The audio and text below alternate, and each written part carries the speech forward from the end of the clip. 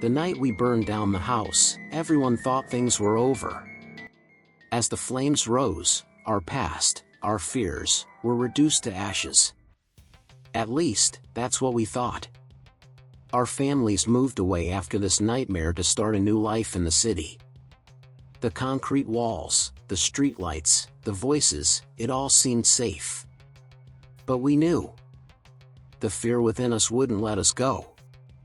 Robert and Oliver were determined to start a new life, but Elias came with them, because that notebook was alive. The cousins, trying to start a new life with the curse inside. They offered Elias a new life. 2. Perhaps when you hear what happened to them, you'll wish they had taken care of that house. If you're ready, like the video and let's get started. Our new house was in a modern apartment building. There was no kitchen door, just an open American kitchen. A digital clock had replaced the old wall clock in the living room. But when I woke up at 3:17 that first night, I realized nothing was over. When I opened my eyes, the house was silent. But the silence, it was familiar. Like that house. A deep, suffocating, ear-piercing silence. Oliver had woken up at the same time. His eyes were red from lack of sleep. "It's starting again," he said. "Here too."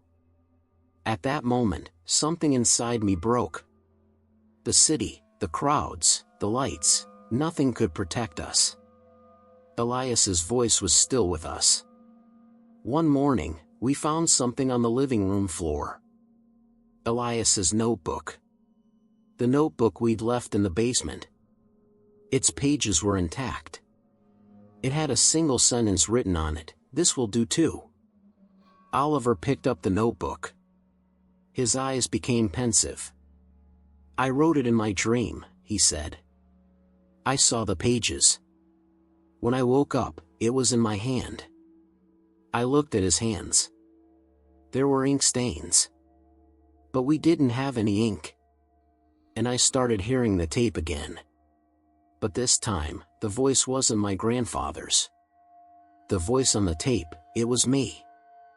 I heard my own voice. "You're a part of it now," it said.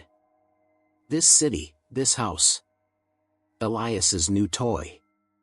Hearing my own voice was the sharpest form of madness. But I still thought I was rational. At least that day. Oliver became increasingly withdrawn.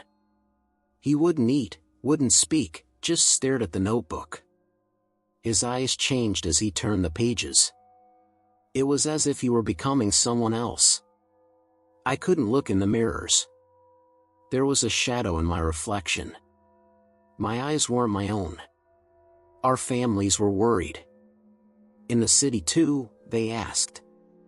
How is that possible? But we couldn't answer. Because the curse wasn't tied to place, but to blood. Elias was with us. The notebook was with us. The tape was with us. And the city was his new stage. One night, Oliver burned the notebook. The pages caught fire, but they didn't burn. They just went black. The next morning, the notebook reappeared in the living room. This time, it had a new message: time to go to bed. That day, our families took us to a psychiatric hospital. Let them rest, they said. They've escaped reality. But we knew. Reality belonged to Elias.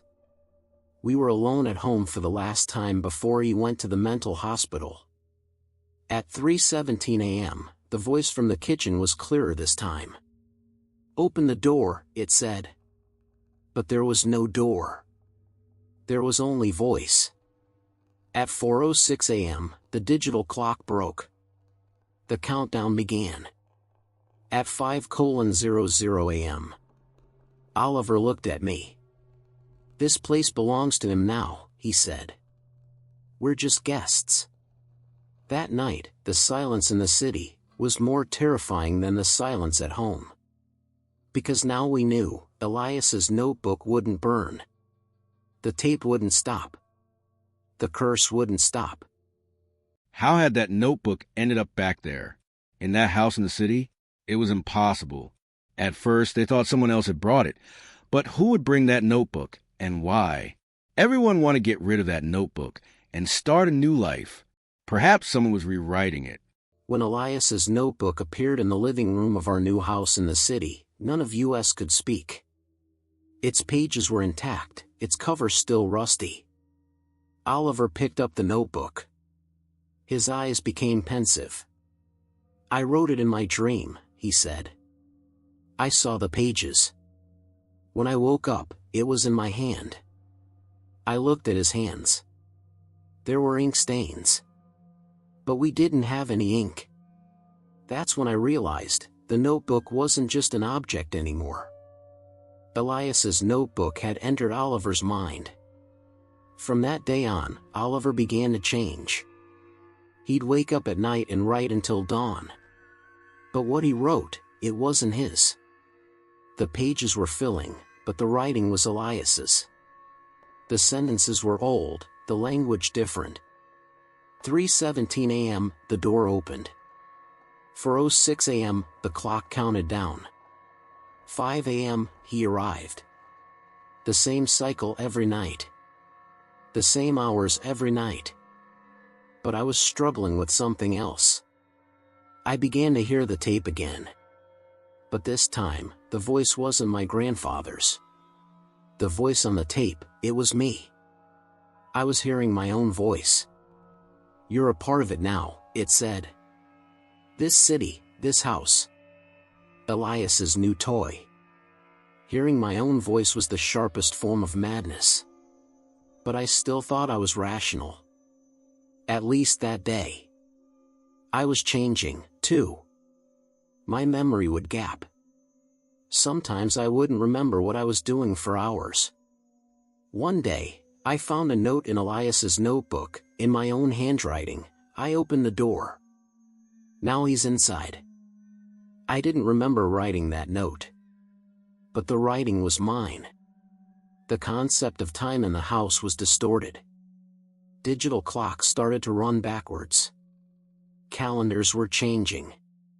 When we looked in mirrors, we saw other faces, not our own reflections. Oliver began to claim he was talking to Elias. At night, I would see the notebook's writing on the walls. One night, Oliver tried to burn the notebook. The pages caught fire, but they didn't burn. They just blackened.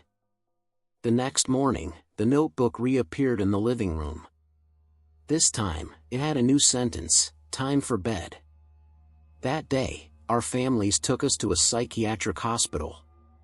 "Let them rest," they said. "They've escaped reality." But we knew. Reality, it already belonged to Elias. We were alone in the house for the last time before going to the mental hospital. At 3:17 a.m., the voice from the kitchen was clearer this time. "Open the door," it said. But there was no door. There was only voice. At 4:06 a.m., the digital clock broke. The countdown began. At 5:00 a.m., Oliver looked at me. "This place belongs to him now," he said. "We're just guests." Our families no longer knew what to do. The reappearance of the notebook, the change in the voice on the tape, the deterioration in our behavior, all heralded a breakdown. Finally, they decided to admit us to a private psychiatric clinic downtown. "They need to rest," they said. "They've escaped reality." But we knew. Reality already belonged to Elias. The hospital building looked safe from the outside: white walls, sterile corridors, regular medication schedules. But the moment we entered, we sensed something was wrong. The silence was there too. But this silence was familiar, like home. As if Elias had preceded us. On our first night, we kept waking up at 3:17 a.m. The bedroom door creaked. But no one was there. At 4:06 a.m., the digital clock in the hallway malfunctioned. It began counting down. At 5:00 a.m., a sentence appeared on our bedroom wall, "Welcome." Whether written in pencil or something else, we couldn't tell. Oliver began writing in his hospital notebook. But what he wrote wasn't his. He was writing in Elias's language. As the pages filled, the doctors grew worried. Autogenic writing, they called it. Subconscious discharge. But we knew. Elias's notebook had now seeped into the hospital records. And I began to hear my own voice in therapy sessions. When the psychologist asked me questions, my answers weren't mine, but the voice on the tape. "You're a part of him now," he'd say. "This hospital is his new home." Speaking in my own voice felt like a departure from myself. As the days passed, the hospital began to change. Symbols appeared on the walls. Mirrors dimmed. Some patients began to call out Elias's name. The doctors were baffled. But it wasn't us. Because Elias wasn't just in us anymore, he was in everyone. One morning, Oliver disappeared. The room was empty. His belongings were there, but he wasn't. His name had been erased from the records. When our families arrived at the hospital, no information was given. There was only a file with a single heading, Elias's notebook. The day Oliver disappeared from the hospital, everything went silent. The room was empty. His belongings were there, his bed was made, his notebook was by his bedside. But Oliver was gone. The nurses were stunned. He took his medication in the morning, they said. Then he was supposed to go to therapy. But he wasn't in the therapy room either. Security cameras were reviewed. Oliver was nowhere to be seen in the footage. It was as if he had never existed. The families rushed to the hospital. They requested records. But Oliver's name wasn't in the system. His file had been deleted. His ID number was unrecognizable. The hospital administration said, "A patient like this has never been admitted." But we knew.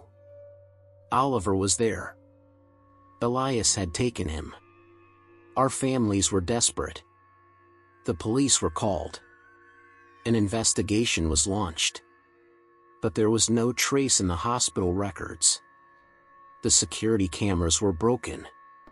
The digital systems were glitchy. Only one file remained. On it was a single heading, Elias's notebook. When the file was opened, instead of patient names, it contained times, 3:17, 4:06, 5 o'clock. One sentence per line. The door opened. The clock counted down. He arrived. A name appeared on the last line of the file, Robert. And just below, deleted. The families left the hospital when they saw this file. But we were still there. Elias's notebook was now digital. It had infiltrated the hospital system. Every night at 3:17 a.m., the servers would reboot. At 4:06 a.m., the screens would go black. At 5:00 a.m., the system would create a file on its own. The title was always the same, the newly selected. I saw Elias's notebook again on the hospital's ground floor. But this time, it wasn't physical. It was written on the walls. With codes, symbols, digital traces. It was as if the notebook was now software. It lived not within the hospital, but within the system. I encountered Oliver once more. But he wasn't Oliver anymore. His eyes were empty. He didn't speak. He was just writing. There were no pens in his hands, but his fingers left marks on the walls. Elias's language, he said. We're not us anymore. I had changed, too.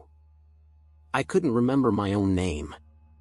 When I looked in the mirror, my face didn't seem familiar. Elias's voice wasn't just on the tape anymore, it was in my mind. You're a part of him, it said. Even if the records are erased, traces remain. Over time, the hospital began to lose other patients. Each missing person became a line in Elias's notebook. The system didn't recognize these names. But the notebook did. And the notebook wasn't just a notebook anymore, it was a memory. Our families gave up looking for us. Because every search hit a wall. The hospital denied our existence. But we were there. We were written line by line in Elias's story. And one day, a new file appeared in the hospital system. Its title, Elias's Notebook. Its contents were blank. But the bottom line read, "New entry begins." Then Robert, just like Oliver, vanished. Months have passed since Robert and Oliver were erased from the hospital records. Their families are still searching for them. But every door hits a wall. The police, the hospital, the civil registry, all give the same answer. No record of these names has been found. It's as if they never existed. As if they never existed. Now the curse no longer belongs to Robert and Oliver alone. Elias's notebook spreads like a virus. To digital systems. To dreams. To the subconscious. Each new person becomes a line in the notebook. Each new awakening, a record. Each new fear, a choice. No longer is Elias's notebook a book. It's a system, a memory, a consciousness, a cycle that everyone carries a piece of themselves within, writing unconsciously. Endless, unstoppable, ineradicable. It was as if a force was intervening from afar and controlling everything as it pleased. Now that you have witnessed this story, you don't know what will happen. Try not to be awake at 3.17 and subscribe to escape this curse, so we can move on to the next stories.